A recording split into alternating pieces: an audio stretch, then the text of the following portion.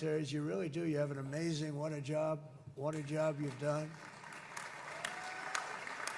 And have one of the most innovative economies on earth. Those are just a few of the reasons why I'm proud to be the best friend that Israel has ever had. And they all say it in the White House. They all say it. I guess it's true because everybody says it, Bibi. You said it today. Thank you. But as president, I terminated the disastrous Iran nuclear deal, and ultimately I terminated Iran's nuclear program with things called B-2 bombers. It was swift, and it was accurate, and it was a military beauty.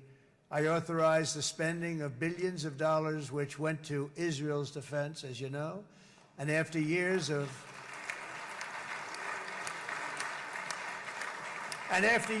broken promises from many other American presidents, you know that, they kept promising. I never understood it until I got there. There was a lot of pressure put on these presidents. It was put on me too, but I didn't yield to the pressure.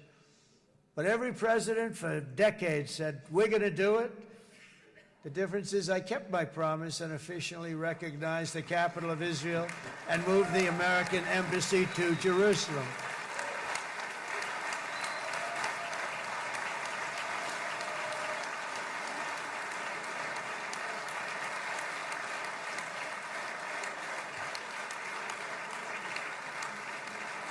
Isn't that right, Miriam?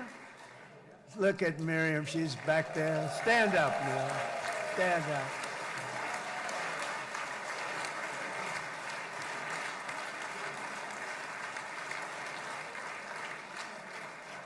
Miriam and Sheldon would come into the office. They'd call me.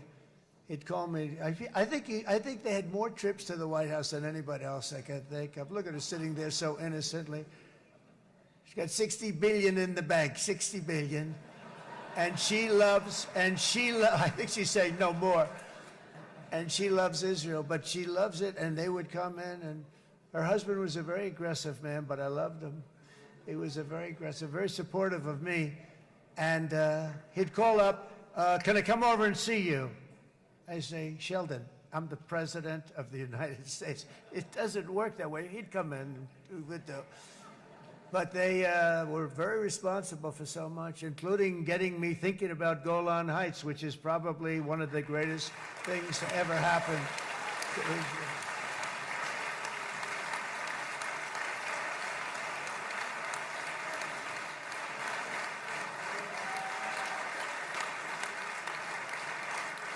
Miriam, stand up, please. She really is. I mean, she loves this country.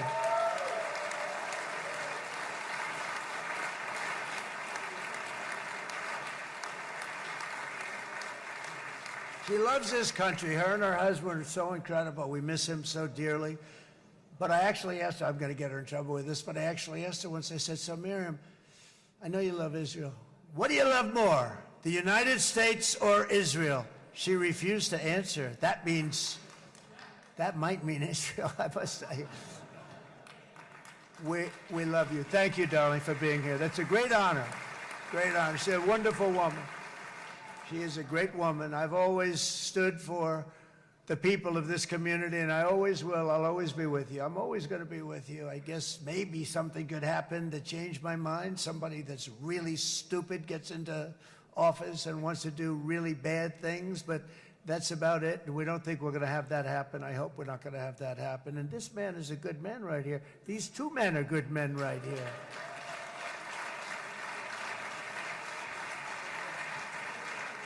Hey, I have an idea.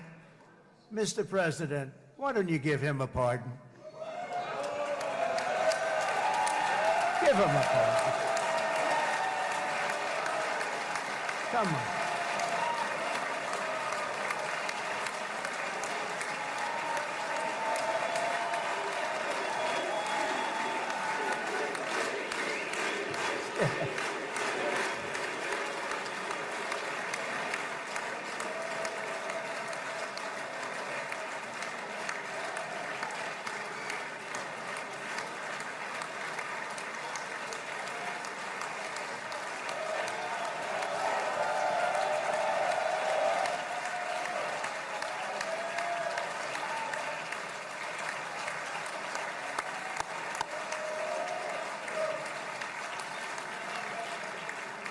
By the way, that was not in the speech, as you probably know.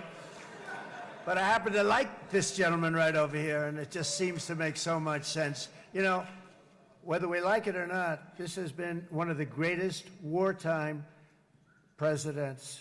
This has been one of the greatest wartime presidents.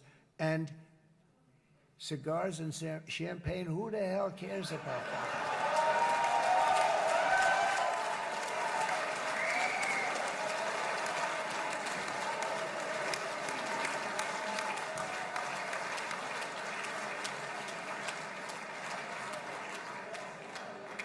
All right, enough controversy for the day, right? Actually, I don't think it's very controversial. So, you know, I mean, I see so popular. You are a very popular man. You know why? Because you know how to win.